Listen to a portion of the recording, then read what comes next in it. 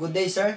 So this is my assignment. So ang gipangita diri is ang critical value lang. So ang alpha kuha na given ang alpha 0.01, then ang degrees of freedom is 20. So pangitaon nimo dito sa table.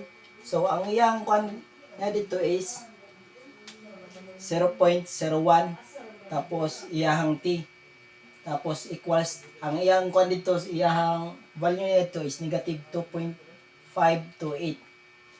Tapos mo to sa number 2 na ta. So atong null hypothesis na to is 375, tapos alternative hypothesis na to is 375, tapos frequency is 81, tapos sample mean na to is 350, tapos standard deviation na to is 100, alpha na to is 0.03. So atong igamit is this stat. So sample mean na to minus na to sa population na to, tapos divide na to sa standard deviation 100, tapos n na to ang frequency. So 350 minus 375 is equals negative 25.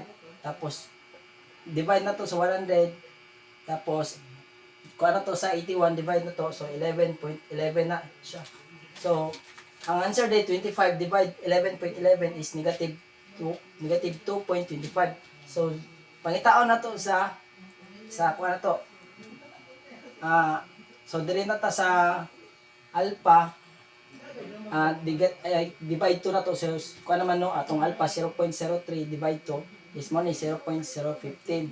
Tapos minus na to sa 50% na to is 0.485. So pangitaon na to dito sa table. So ang iyang value na sa table is 2.17.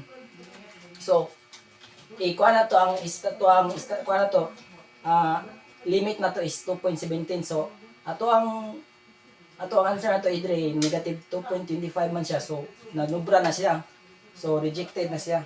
So since the two stat is negative 2.5 is less than the critical value of 2.17, the null hypothesis HO is rejected na siya.